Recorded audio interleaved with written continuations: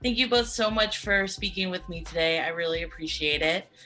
My first question is for Michelle. Can you talk a little bit about Helen's relationship with Lily, all while juggling the complexities of a new relationship? Yes, I think you just nailed it right there. She's a woman and a daughter who have only had each other and therefore have been able to forge a really tight knit, supportive relationship where they're actually on each other's level in a lot of ways. And then when Helen embarks on this new romance, which she's more than entitled to, the playing field, is what am I trying to say? Levity? No, uh, it doesn't matter, but it dramatically changes for their relationship. And so I think it's tricky, for a lot of families out there that, they embark on these new relationships, the idea of blended families, and how do you sort of navigate that while kind of honoring what you've already established for yourselves and your own relationships, and then kind of inserting yourself into another home.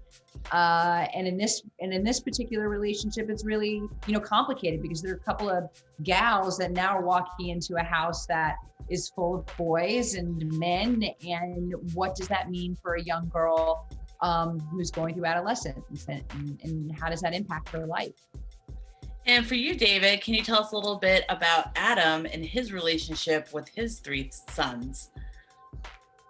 Yeah, well, I mean, Adam obviously has some ulterior motives going on throughout the whole time, but it's pretty clear the way he's raising those kids. He's a bit of a disciplinarian, and he believes order is power, and yet he's not like, he's not like a great Santini. He's not like a punishing kind of a figure, which I found interesting. That he's more, even though his philosophy would be order is power, he's also a guy that runs men groups where they try and get their feelings out, so it's kind of confusing, I think, but it also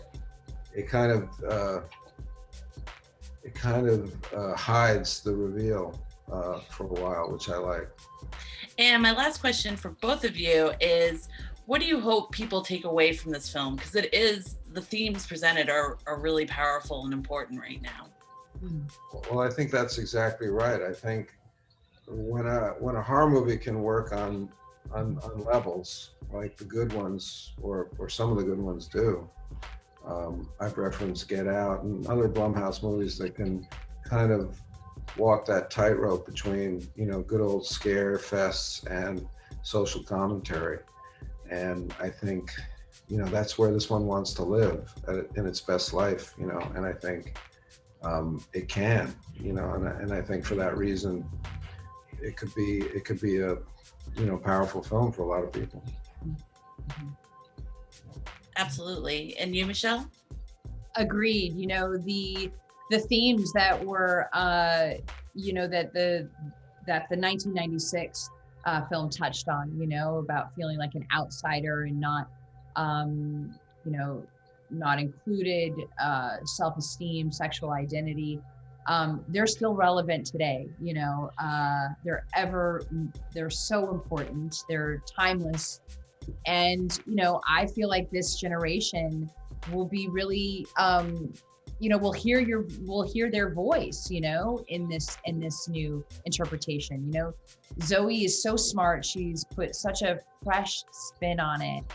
And I think audiences are really gonna love it. Thank you both so much. I love the film and I can't wait for everybody to see it. So thank you.